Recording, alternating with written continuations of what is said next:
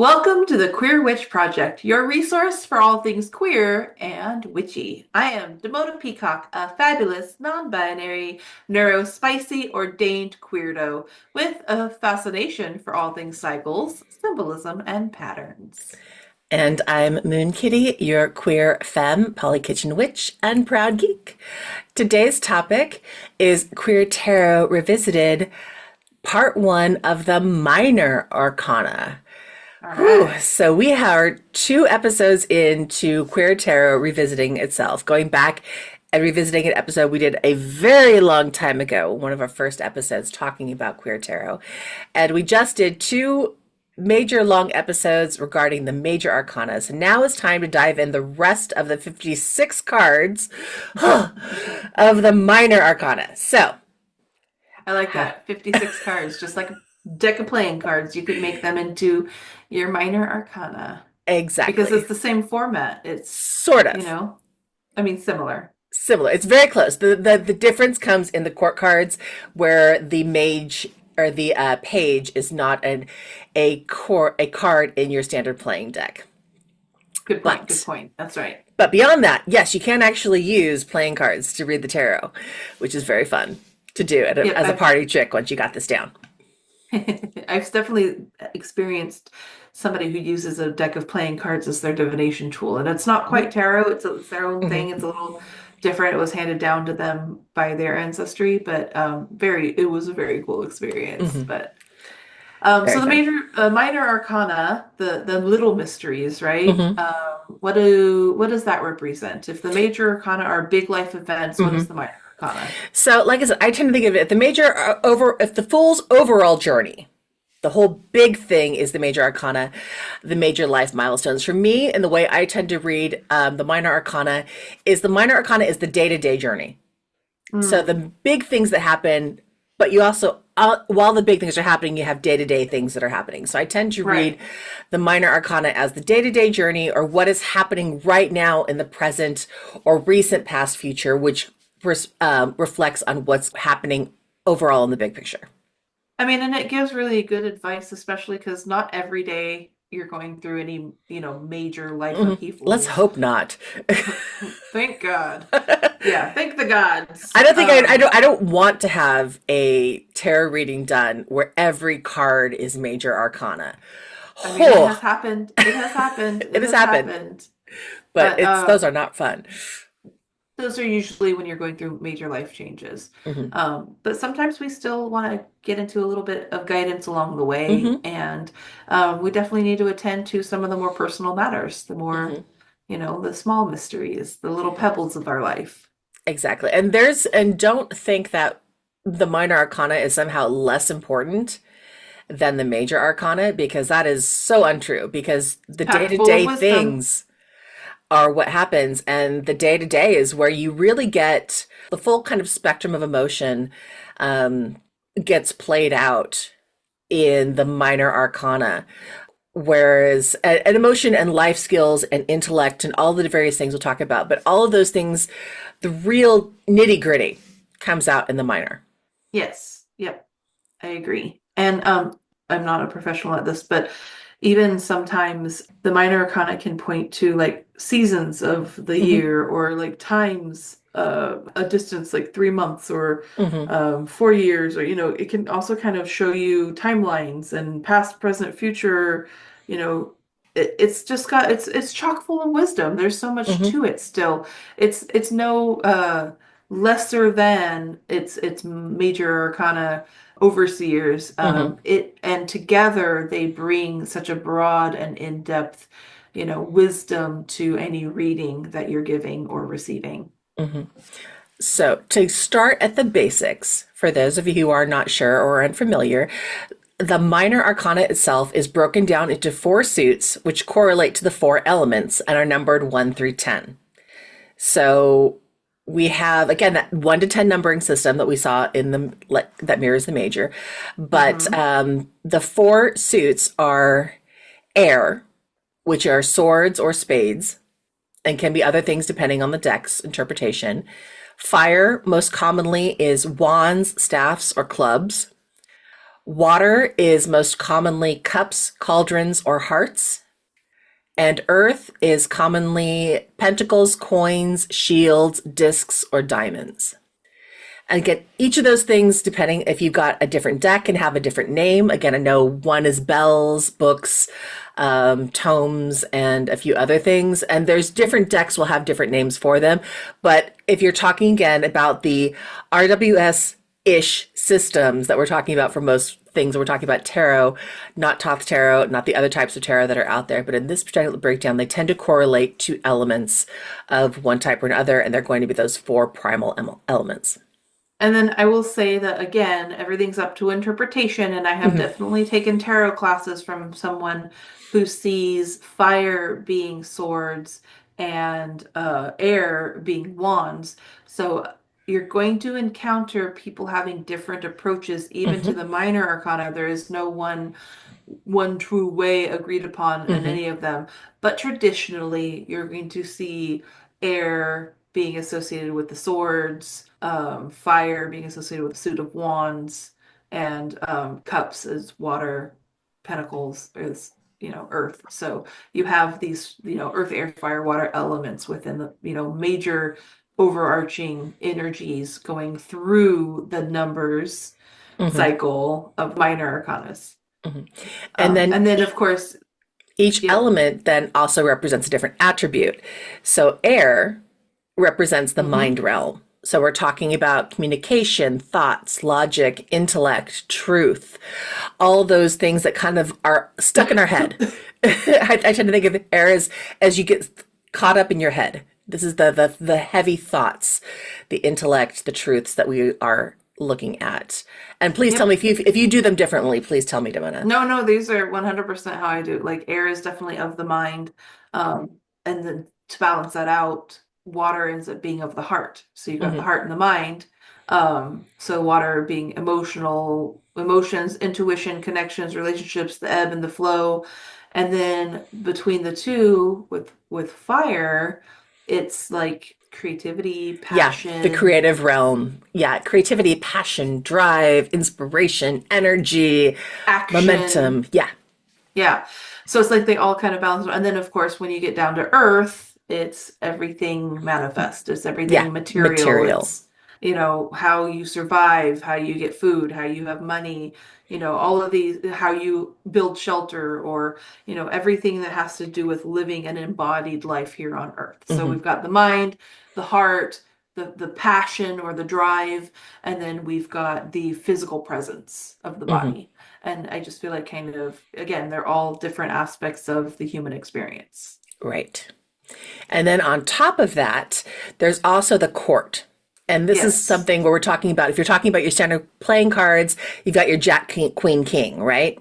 Here in tarot, there is the Page, Knight, Queen, King.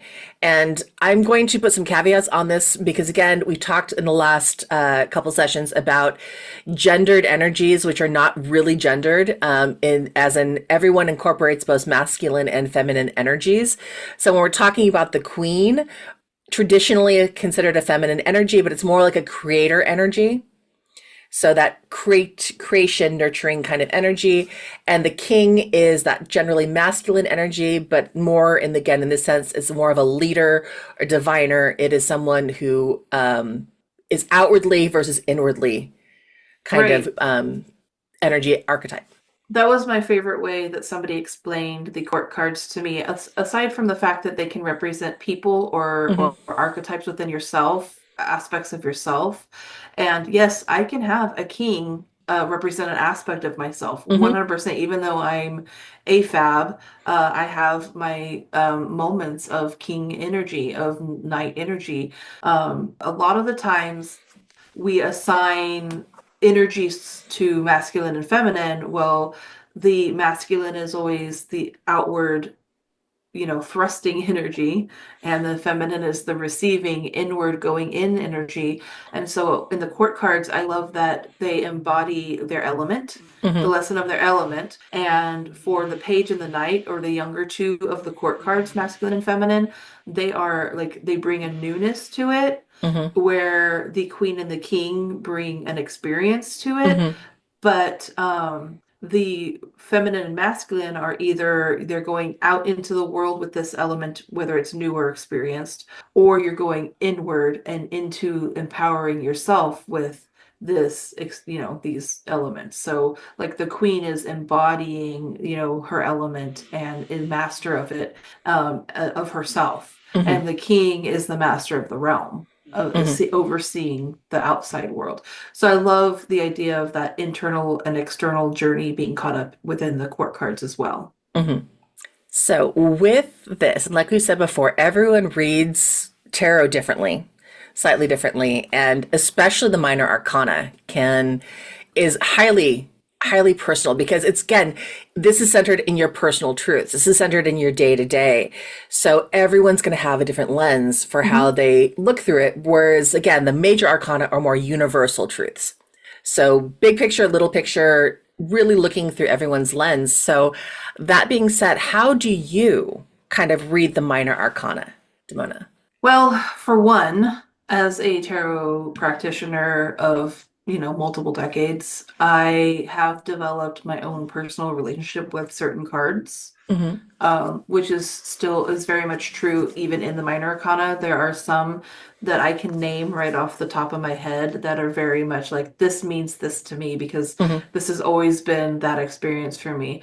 And then there are others that kind of shift their meaning depending on, what's being asked or, how it's coming up in the spread.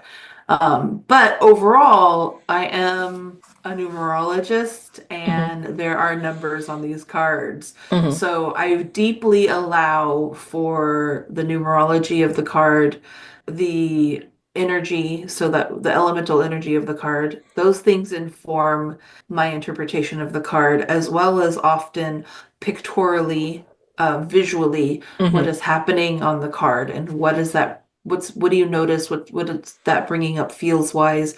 And what's very important is when I'm reading for other people, asking people questions like, what does this symbol mean to you? Or, Hmm. what does this bring up for you? And kind of that informs my reading too, because I learned something new about, this little dog on the card can mean one thing to someone where it means something completely different to someone Hmm. else. So I do let the visual also inform me. Hmm.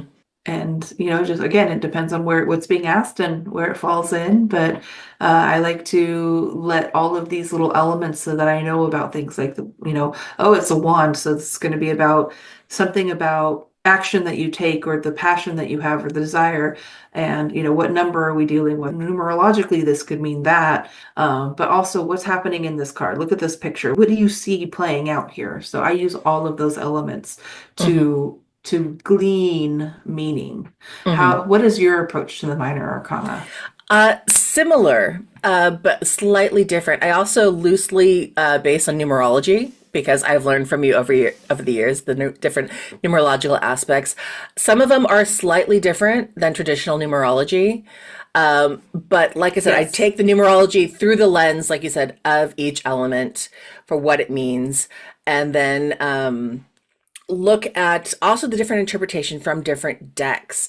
And this is where, for me, it really makes a huge difference depending on the creator of the deck. Mm-hmm. Because a Mm-hmm. three traditional RWS two of diamonds looks radically different sometimes than the two of earth in other things or other decks. So there can be some really dramatic shifts in meaning depending on the deck or interpretations of Mm-hmm. meaning for that. But overall, I have kind of a lens that I look things through, with aces being like new beginnings, opportunity Mm-hmm. and potential, twos being partnership, companionship, duality and balance, threes being creativity, growth, expansion, fours, stability, structure, and pausing for a rest. Fives are change, instability, and conflict. It's like the And tower light. I tend to think of as fives as the tower light. the Um, fives are always like strife of some kind in the minor arcana. mhm. There are other numbers in certain elements that are strifeful, I guess, but all fives through all four of the different Yes. elements, the fives are just kind of like that hinge point. But it's, in numerology, five brings change, and some Hmm. people just to change super easily. Right. So sixes are about redirection and movement Mm-hmm. after change. Seven about reflection, spiritual connections going deeper. Eight's hard Mm-hmm. work, mastering your craft. Mm-hmm. Nine's fruition attainment. Mm-hmm. And tens are completion, end of a cycle and renewal. So there's the nines, the tens are really close together, like we saw with the minor arcana, or excuse me, with the major arcana, but they're not quite the same thing. They're both completion, but they're completion at a different level Well, to and so it. I always want to say in like, because it does go to 10, and in numerology, we talk about single digit Hmm. numbers 1 through 9, and that 10 is the one again, because you add the two digits together, 1 + 0 = 1. So nines are very much like often the pinnacle, the best that you're going to get out of that element, the most abundant presence of that. And then the 10 can be starting a new cycle, but it also can also sometimes be like an overindulgence of that. So it can be like an abundance in a way that the 9 is just like the completion of the cycle, and the 10 is like a whoa. Hmm. So it can And be, yeah, and like I said, that's why when I'm reading through it, I read it that differently because depending on the element and the it circumstances does. around the other cards, it can have that Yep. shift of meaning where either can be a end of a cycle, some with more impact, like you said, in Yep. the other. And then for the court cards, I tend to think of this as I was reading tarot on Twitch a long time ago. I would say your ace through 10 are K through 12, and your court card is university. Oh, It's kind of interesting. an idea of that breakdown. So it's taking all the lessons that you learned again, but taking them to the next level up, the next higher vibration. So if you're like we talked about it with the major arcana, the 1 through the 10, and then taking that whole lesson cycle again with the 11 through the 21. Same thing with the court cards. Only now you're taking them in 4 stages instead of 10. Mm-hmm. So there's a lot of things that are kind of overlapping and looking at things different. So the page for me is like new beginnings, opportunity, potential, and looking through rose-colored glasses because that page is that eager beaver ready to look at the world. It's the Mm. apprentice. And then the knight is the working the energy of that suit. It's the journeyman. You're actually doing the work, you're doing things through, you're trying to figure out what's going on. Your action, you got motion, and sometimes you got erratic shifts in perspective because you could be doing one thing and suddenly erratically shift to something else. It's constant movement and shuffle. And then for the queen, that creator energy, it's internal maturity. It's embodying the trait of that suit and radiating that energy out. And then for the king, it's external maturity. Like we said, the internal, the external, it's imposing. So instead of embodying, you are imposing the energy Hmm. of it onto the world. You are leading by directive rather than leading by example. So Interesting. that's how I kind of look at and see when I'm reading through court, through the minor ones, is looking at everything through that lens. And as we're going through the suits, you'll see not everything fits, and sometimes they fit in a weird way. When we talk about the Three of Swords. How is the Three of Swords creativity and growth? Well, we'll get there. So anyway, that's how I look through it in a slightly different lens and different perspective of tarot.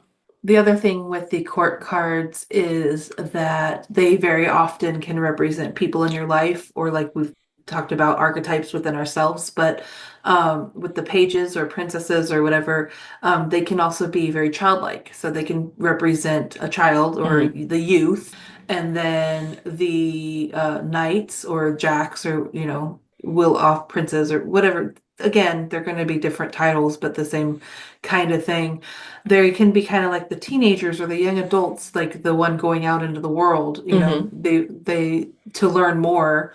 They've still got so much to learn, but they're going to go out and do it versus, the innocence and the newness and the sweetness. So I can also see them as age ranges, right? So the page being the youth, the kid-like wonder, childlike wonder, even like our inner child, whereas the page or the jack, the knight, is the teenager to young adult, and then the queen can be like a fully realized adult in their, empowerment and adultly or adulting, and then there's the king who's like the sage, the old one, that's been around for a very long time and has Hmm. seen some go down and is going to tell you better, because they've learned better.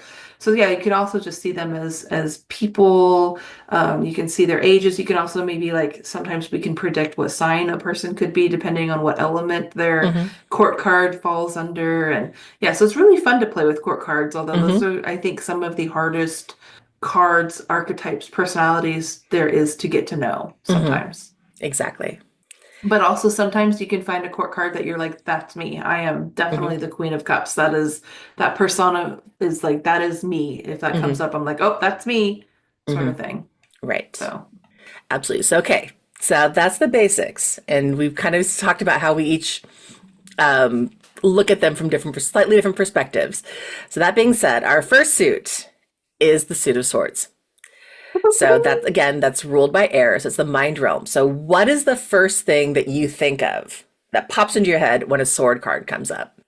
the one thing that I say about the sword suit in general is that swords cut two ways.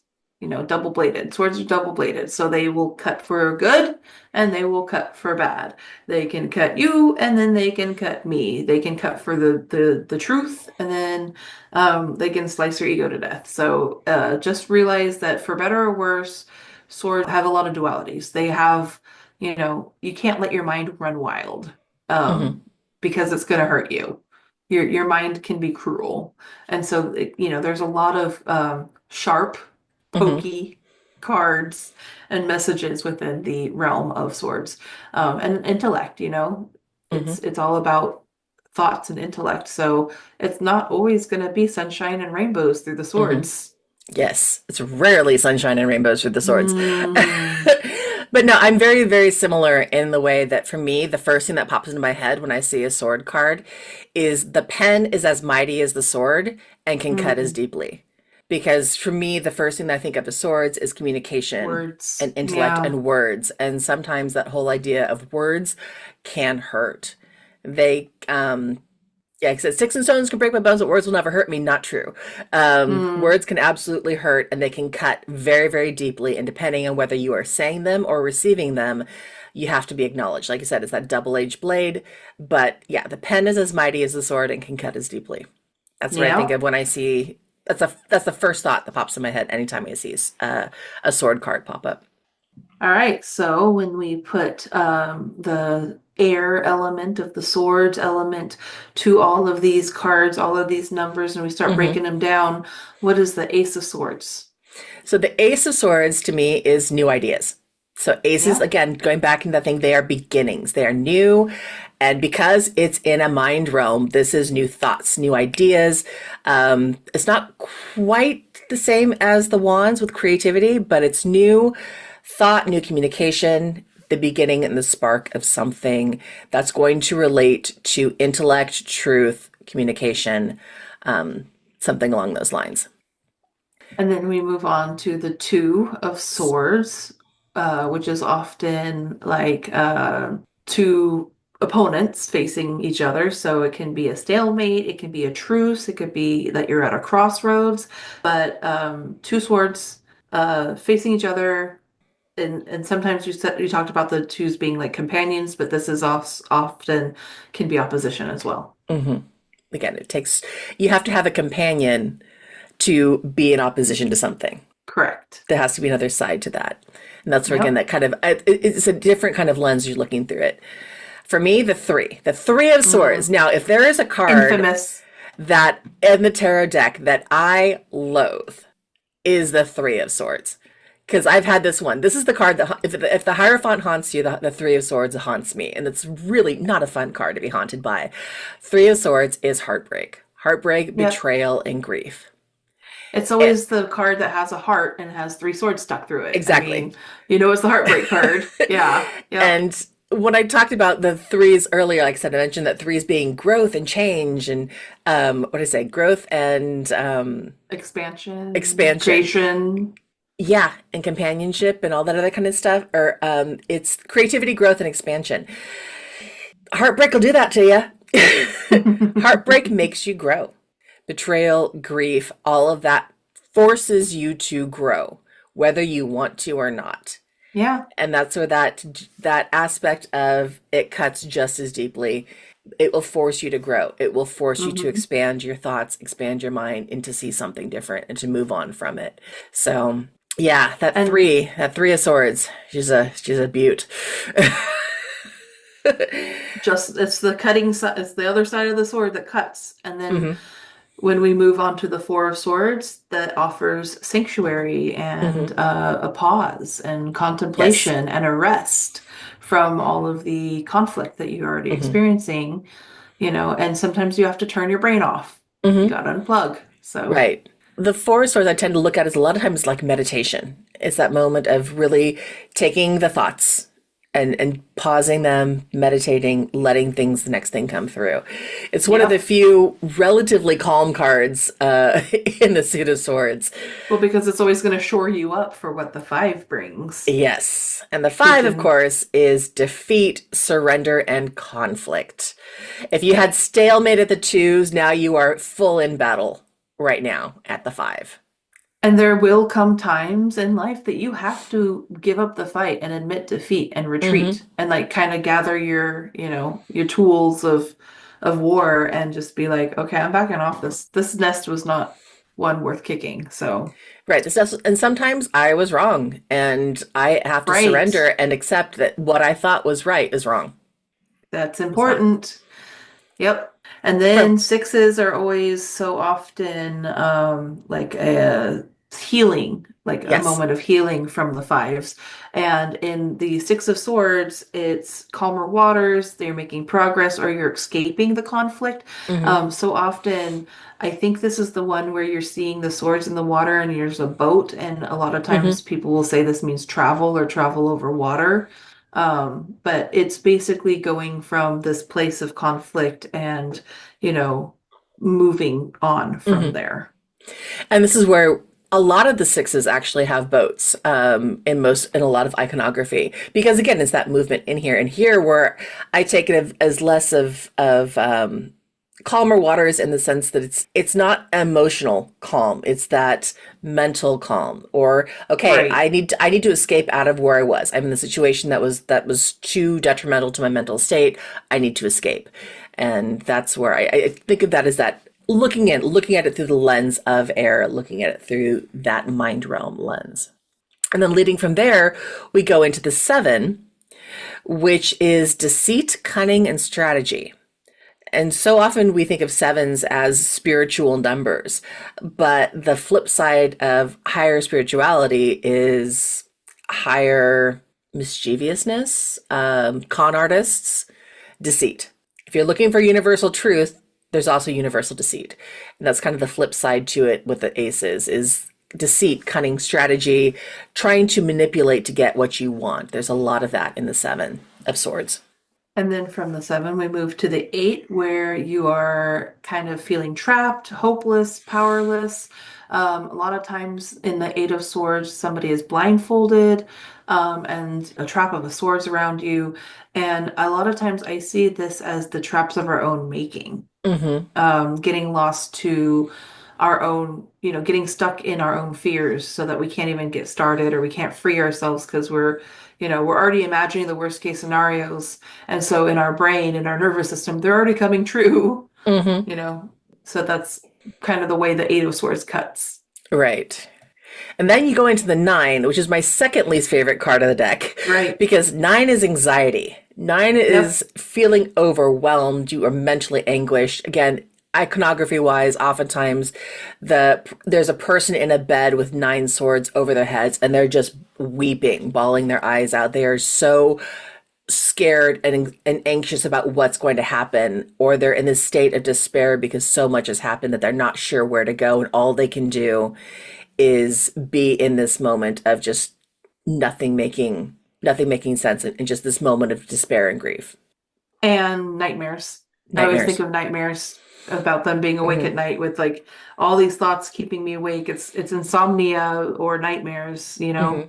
So it's not the most pleasant one. And then so again, we said swords, the lightest, airiest, of them is also sometimes the harshest, all Mm-hmm. of the lessons when you break them down. But into the 10, I believe this is the one where you have the backstabbing, you Mm-hmm. have swords in people's back or a corpse. But it can be betrayal on a large scale. It could be that you've hit rock bottom, you've experienced failure or exhaustion, and or the ending of a cycle. Again, because it's like we're at the nines and tens, right? Mm-hmm. So things are ending, and we say endings come for better or worse. Mm-hmm. And so the Ten of Swords is kind of like for or worse. Like you Right. can't keep these things from ending, Mm-hmm. and they're not always going to end up pleasantly. Right. So this is the end that you don't want necessarily. But it's also the fun, like right, you give up the battle, you give up the Mm-hmm. fighting. It is potential for growth into a transformation of Yes. better things, but sometimes you just got to give up the fight, Mm-hmm. And sometimes you have no choice but to give up the fight. right? And that's where a It's lot the of this fight is. is over. You can't fight. You can't constantly be in fight mode. Mm-hmm. That's not sustainable. Right. Sometimes you do lose and you Yep. take the lessons you learn to move on, but sometimes this is that moment of loss. You've lost Yep. the battle. But from there, we move into the court. So we've Hmm. gone through the main cycles in that first round. So going into the court, we now have the page. So we've lost the battle, right? On that 10, we've reached exhaustion. So now it's time to regroup and it's time to start planning. And maybe this time we think before we speak as we're going on to do something. Instead of just speaking our mind and speaking what's out there, we've learned, well, that didn't work last time. I lost that fight. Now maybe I should think about what I'm saying before I progress. And then also tying back to the ace, the page is all about, mental inspiration, right? Mm-hmm. Being inspired by, the wisdom and knowledge that you've gained through the fights.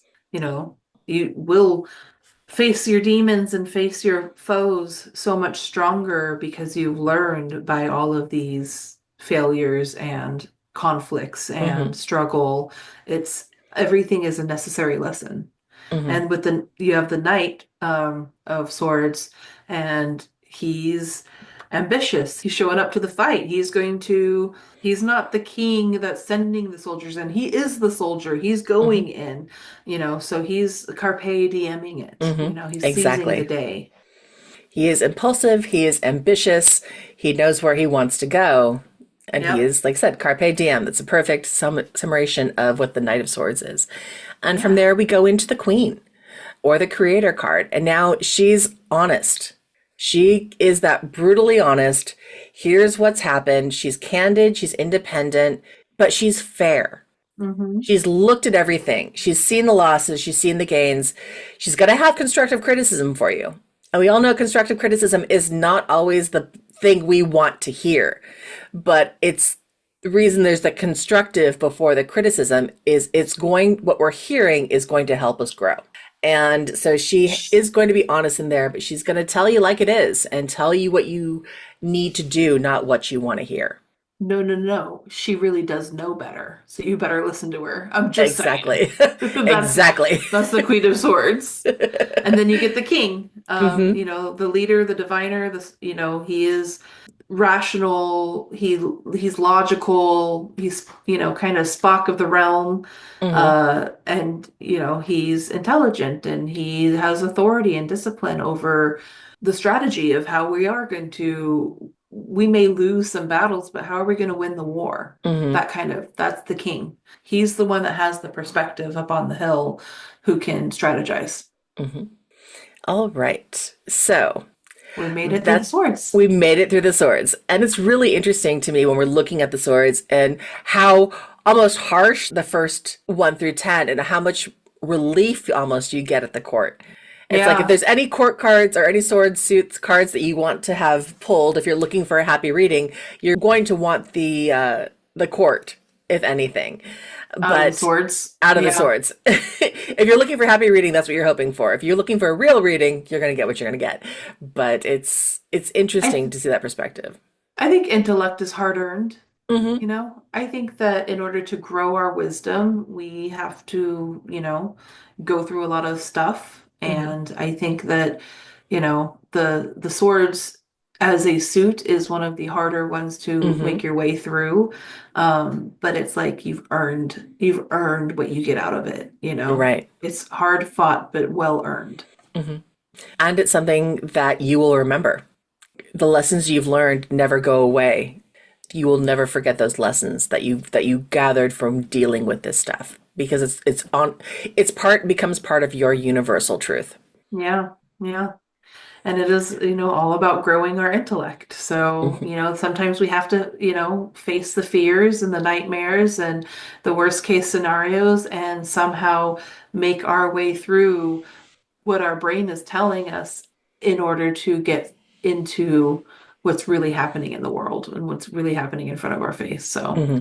I think we're going to wrap up our episode today since we did our big introduction to the minor arcana Hmm. and we did start dabbling into the suit of swords or the quality of air.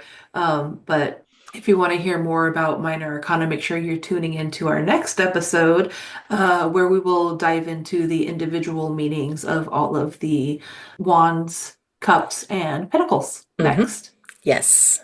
So with that, I just want to say thank you so much for listening to the Queer Witch Project. And if you like what you heard, give us some thumbs up and some 5 stars, and leave us a comment and tell us what your experience with the intellect, the sword suit has been. How do you feel about that? 3 swords piercing the heart, or those 9 swords giving us nightmares, and the growth of intellect. Hmm.